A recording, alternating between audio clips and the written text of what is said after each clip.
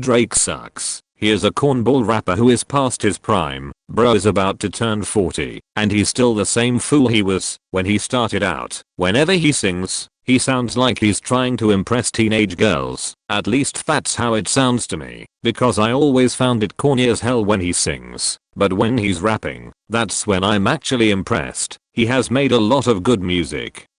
Mostly in the 2010s. 2020s, not so much. The way I feel about Drake is the same way I feel about Taylor Swift. They both never matured much throughout their career. They try too hard to pander to the younger crowd to the point where it sounds cringe-worthy. It's getting harder to take Drake seriously. I mean, why do you think there's so many Drake the type of dude memes?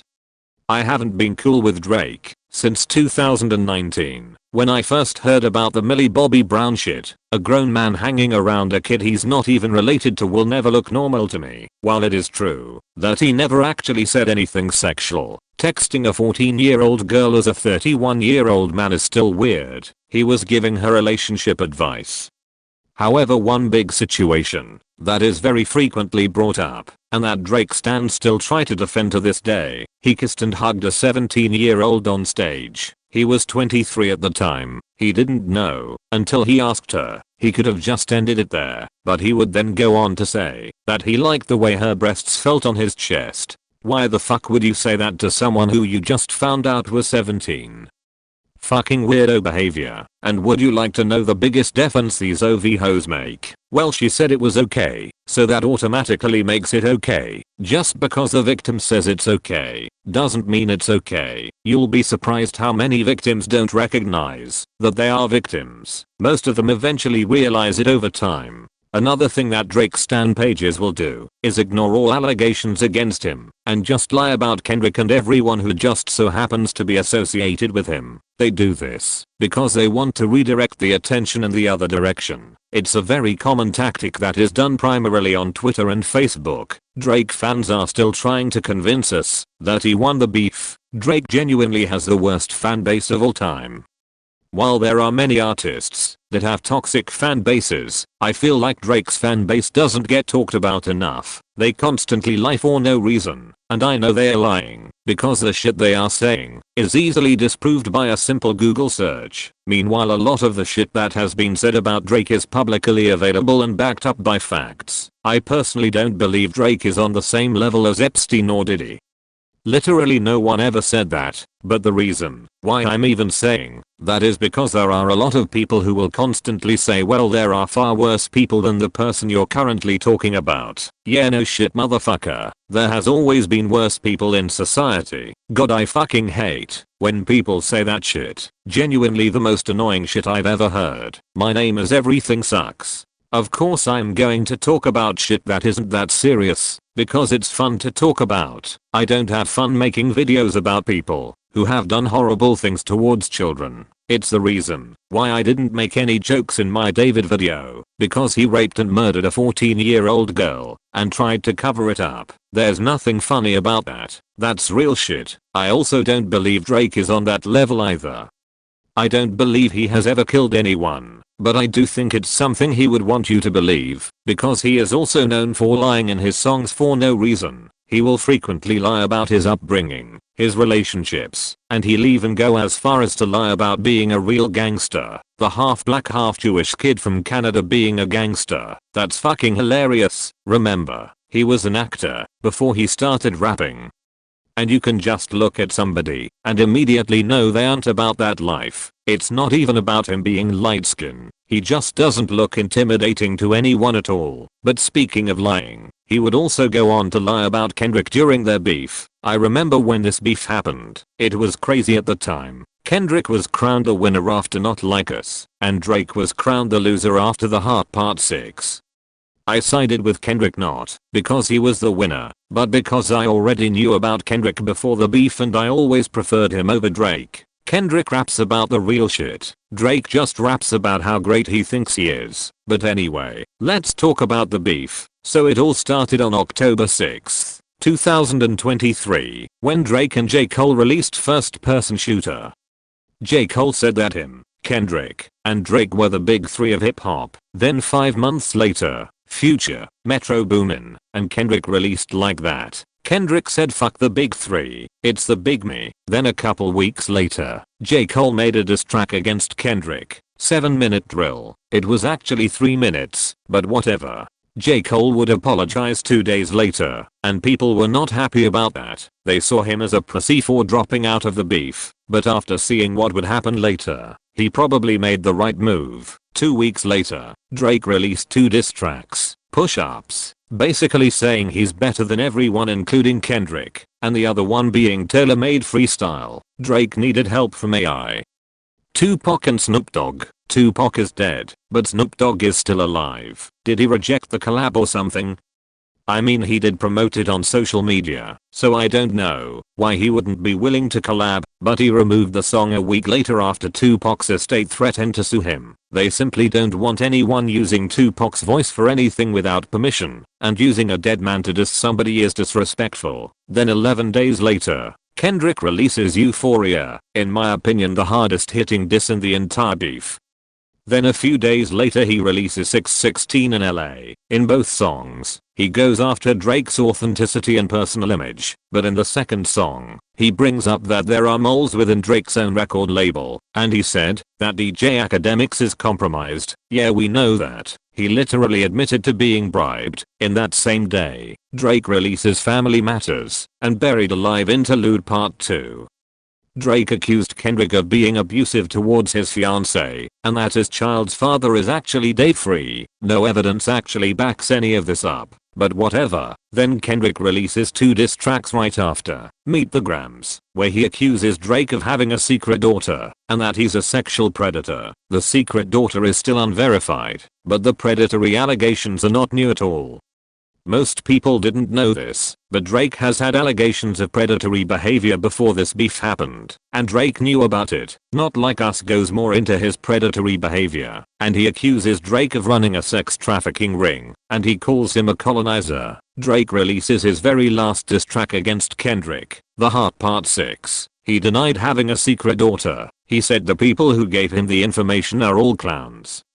Then a few lines later, he would say, we plotted for a week and fed you the information. So he basically called himself and his own people clowns, and he denied the predator allegations because he is apparently too famous to be a predator. Yeah, we'll just ignore Diddy, R. Kelly, Epstein, Harvey Weinstein, Bill Cosby, and most recently David. Do I need to keep naming names? A lot of these celebrities and billionaires have gotten away with it for years, and we only know the information that is publicly available. So who knows what else could have possibly happened that hasn't been revealed yet. Drake has never been convicted of any sex crimes, but that doesn't mean he isn't a predator. Because there are many predators out there who haven't been convicted yet. But yeah, this diss track was pretty terrible. Kendrick didn't even have to do anything after that. Drake already destroyed himself. It was so embarrassing that he removed the song afterwards. So you would think the beef would just end there. Right, wrong. While most people and most music outlets crowned Kendrick the winner, the Drake stans would spend the next 2 years trying to rewrite history. They would spend about 20% of their time defending Drake from everything that's been said about him, and 80% of their time just spreading false information about Kendrick and everyone who just so happens to be associated with Top Dog Entertainment and PG Lang. They couldn't handle the idea of their GOAT being dethroned. While all of this is happening, Drake files a lawsuit against UMG for allegedly using bots to boost streams for Not Like Us to trick people into thinking it was more popular than it actually was, and he accused them of promoting false allegations against him, even though he himself told Kendrick to bring it up with AI Tupac. But we all know that shit is cope.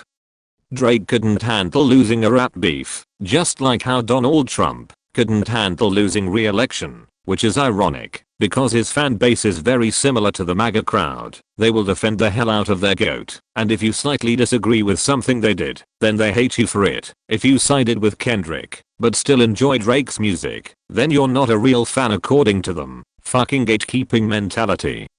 I hate motherfuckers who gatekeep music. Most annoying motherfuckers in the entire world. I kinda want to make a separate video about that, because I will not live in a world where gatekeeping is seen as cool, but the lawsuit is fucking stupid, and it makes Drake an even bigger loser than he was before. He willingly participated in this beef, and knew that Kendrick wouldn't hold back in any of his diss tracks. This lawsuit also shows that Drake isn't as unbothered as you would want you to think he is. If you were so unbothered and didn't give a fuck, then there wouldn't be a lawsuit in the first place. The lawsuit was dismissed 11 months later, which means that not only he lost the rap battle, but he also lost the war. Drake stans keep hyping him up, and they keep saying that the truth will come out and Kendrick will be ruined forever. But every time they have ever said that, they've been proven wrong over and over again, and instead of admitting they were wrong, they'll just come up with another lie. The cycle repeats. Most delusional fan base of all time. I guarantee you, if Drake truly won the beef, then there wouldn't be a lawsuit, because Drake is more worried about being outperformed than being accused. Kendrick would have never filed a lawsuit against Drake if he lost the beef. Kendrick was also chosen for the Super Bowl 59 halftime show and performed Not Like Us. It was an iconic moment in hip hop history, but outside of Kendrick's performances, he lives a pretty quiet life. He's not on social media as much. But that doesn't stop the Drake stans from talking shit about him. He could eat a bowl of cereal and they would still find a way to make it about Drake. It's just a bunch of chronically online losers with no jobs. They have the audacity to say that Kendrick was nothing until he dissed Drake. Even though he has literally had 17 Grammy Awards, a Pulitzer Prize, 5 platinum albums, and 2 #1 hits all before the beef. It doesn't matter how much you hate somebody, do your fucking research before you start saying shit. While I do respect Kendrick as an artist, I wouldn't exactly say he's a flawless individual. There are many things worth criticizing him over. But what I'm saying is that it's important to be aware of the facts. Don't blindly believe everything you hear about someone just because you like or dislike them. That's dick riding behavior. I refuse to be a dick rider for anyone. Besides, Kendrick isn't even in my personal top 5, maybe top 10, but not top 5. I'm very old school oriented as a 22-year-old man. But anyway, as I'm making this video, Drake is about to release his next album Iceman. We will see how it is. He had us waiting too damn long. Wait, what the fuck? 3 albums in one day? This is gonna take a while to listen to, but I'll give you my honest opinion after I listen to all of them. Iceman. After hearing Iceman, it has become even more obvious that Drake is still bothered by the beef. Many songs on this album are very clearly dissing Kendrick, but he's too scared to say his name. Ironically, the Drake fans will look at Kendrick after the Super Bowl and say he was dragging the beef. Yet here is Drake 2 years after the beef, and he's still coping, acting like he's unbothered, when he clearly is once again. But other than that, some songs were actually not that bad, but overall, it's the same shit we've already heard. It gets kinda boring hearing his 2020s shit, because I see no evolution. The last album I actually enjoyed listening to was Scorpion. Everything else since Certified Lover Boy has either been decent at best or just straight up garbage. Maid of Honor. Holy shit, this album is fucking diarrhea. It's giving Honestly Nevermind vibes, and if you remember that album, it was fucking garbage. Maybe Iceman wasn't so bad after all. Habibti. Yeah, I really don't have much to say about this album, other than it was better than the album I previously heard, but it's probably decent at best. But Iceman is still better than both of these albums. I'll admit, I was surprised that he released 3 albums in one night. Not many artists have done that before. I don't know if he's hoping for a 1 2 3 on the Billboard, but he probably did this because he was worried that one album wouldn't sell as many copies. So why not release 3 separate albums? I guess that explains why it took so long for Iceman to come out. It kept getting delayed over and over again. But it seems that Drake's new music is so ass that people started going back to take care to remind themselves of what Drake sounded like at his best. It is currently Drake's highest ranking album on the Billboard 200 until all 3 of these albums appear on the charts. I listened to his entire discography before making this video, and I'll admit it was pretty fun. but I started to notice the decline after Certified Lover Boy, and even before that he still had some albums that were kinda disappointing to me, but I guess that's just my personal preferences. Some of you may disagree with me and that's okay, unless if you really hate me for having a different opinion than you. It's not like I never had to deal with that before. I built a whole channel off of people disagreeing with me,